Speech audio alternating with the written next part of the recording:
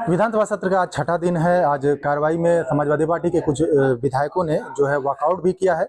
इसके साथ ही मुख्यमंत्री योगी आदित्यनाथ का एक बयान, जो आस्था रखते हैं उन्हें रास्ता दिखाई देता है, और जो जिन्हें गंदगी दिखाई देती है, मतलब शुअर जो है उन्हें गंदगी दिखाई देती है, और जो गिद्ध है उन्हें लाशें दिखाई देती हैं। मुख्यमंत्री योगी आदित्यनाथ के इस बयान के पीछे मंशा के हमारे साथ मुख्य सचेतक आर.के. वर्मा जी इनसे जानेंगे, आखिर मुख्यमंत्री योगी आदित्यनाथ इस तरह का बयान किसे लेके दिया, क्या मंशा थी उनकी?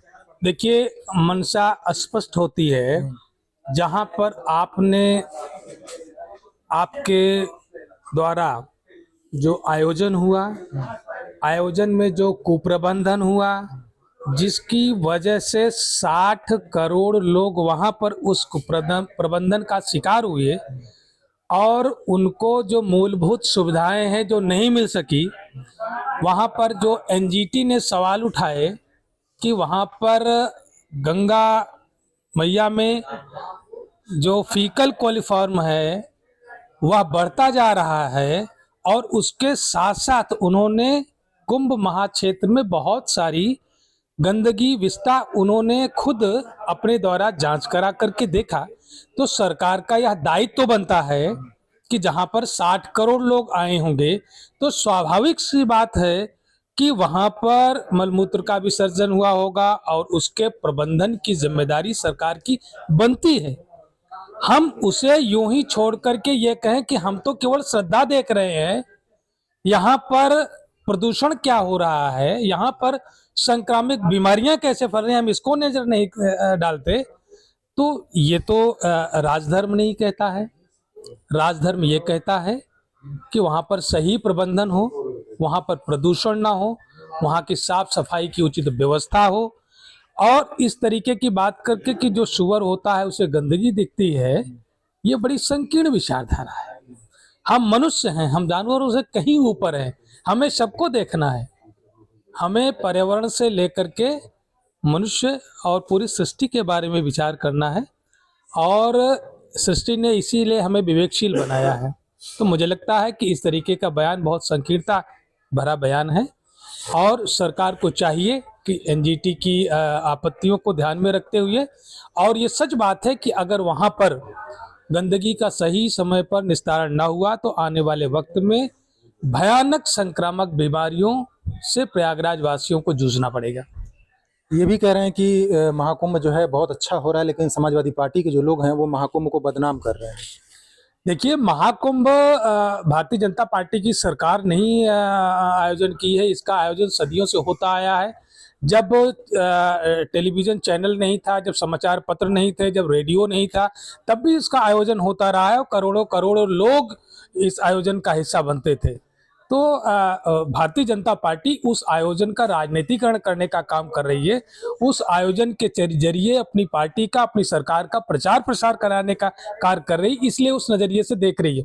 हम उसको श्रद्धा के नजरिए से देखते हैं, हम देशवासियों की आस्था के नजरिए से देखते हैं कि देशवासियों की आस्था महाकुंभ में रही है और सदियों से आते रहे हैं। हमारे पूर्वज इस आयोजन को करते रहे हैं, और जो भी इसके पहले हमने सदन में भी इस बात को कहा था कि चाहे आप गुप्त वंश को देख लीजिए, मौर्य वंश को देख लीजिए, महाराजा जो है हर्षवर्धन को देख लीजिए, सबके कार्यकाल में भव्य कुंभ का आयोजन हुआ, और उस समय तत्कालीन शासन व्यवस्था ने उस आयोजन में बड़ी भूमिका निभाने का कार्य किया है। तो उसका श्रेय भारतीय जनता पार्टी को नहीं जाता है, ये देशवासियों की आस्था का सवाल है। सदन में इस तरह का बयान देना तो इसमें लोगों को भी तो अपमानित करने जैसा है, क्योंकि 64 करोड़ लोगों ने वहाँ पे जो है सरकारी आंकड़ों के मुताबिक आस्था की डुबकी लगाई है, लेकिन उन्हें भी तो गंदगी और जो वहाँ पे अव्यवस्थाएं तो दिखती होंगी।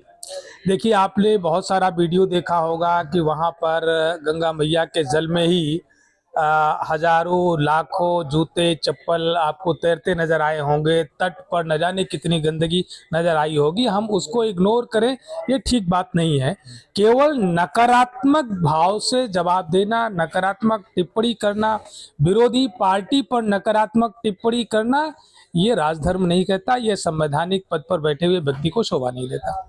सदन में आपने शिक्षा को लेकर एक मुद्दा उठाया और कहा कि कुत्ते टहलाने वालों को 30,000 रुपये सैलरी दी जा रही है, क्या आखिर? देखिए, ये बात, ये हंसने वाला सवाल नहीं है। आप सोचे कि वह शिक्षा मित्र जो विगत 24 वर्ष से सेवा दे रहे हैं और हमारी समाजवादी पार्टी की माननीय अखिलेश यादव जी के नेतृत्व की सरकार ने उनको जो निःशुल्क और अनिवार्य बाल शिक्षा अधिकार अधिनियम में संशोधन करके उनको सहायक अध्यापक बनाया था। मामला जब वो कोर्ट में चला गया और भारतीय जनता पार्टी की सरकार बनी, भारतीय जनता पार्टी की सरकार ने उस पर ढंग से पैरवी नहीं करी और टेट का माध्यम बना करके उनको सहायक अध्यापक से फिर से जो है उनको शिक्षा मित्र बनाने का काम किया, समायोजन निरस्त करने का काम किया।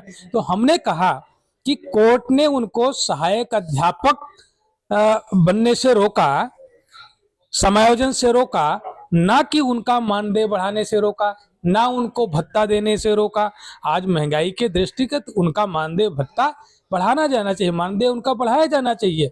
10,000 रुपए मैंने इसीलिए मंत्री जी से कहा कि आपके घर का नौकर जो आपके कुत्ते की सैर कराता है उसको आप 30,000 देते हो और वह शिक्षक जो विगत 24 वर्षों से देश के नौनिहालों को देश का कर्णधार बनाने का काम कर रहा है उसको आप 10,000 रुपए देते हो।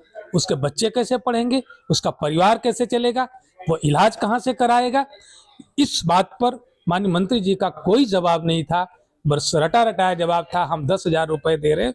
ये बंधुआ मजदूर बना करके शिक्षा मित्रों को रखे हैं। मैं तो बार बार ये सरकार से अपील कर चुका हूं कि सरकार वो शिक्षक हैं और समाज में शिक्षक का एक महत्वपूर्ण स्थान होता है, लेकिन आपने उसकी गरिमा को गिराया। आपने उनको मजदूरों से भी कम, भारत सरकार का राजपत्र कुशल मजदूर के लिए 1,000 से ज्यादा दैनिक मजदूरी देने की बात करता है और उत्तर प्रदेश की भारतीय जनता पार्टी की सरकार शिक्षा मित्रों को एक दिन का 350 रुपए देती है। ये कहाँ का न्याय है? ये सवाल हमारा था और मंत्री जी के पास कोई जवाब नहीं था। इसका कोई जवाब नहीं था। ये थे हमारे साथ समाजवादी पार्टी के मुख्य सचेतक आर.के. वर्मा जी, जिनका साफ तौर पर कहना था कि महाकुंभ जो है इससे पहले भी सरकारों ने कराया है और इससे भव्य कराया है। तो कहीं ना कहीं अगर हम शिक्षक को लेकर इन्होंने जो शिक्षा मंत्री से जो है इन्होंने सवाल किया कि जो घर का कुत्ता टहलाता है उसको आदमी 30,000 रुपये दे देता है, लेकिन शिक्षकों का मानदेय क्यों नहीं बढ़ाया जा रहा है? Asif Khan, news 4 nation, Lucknow.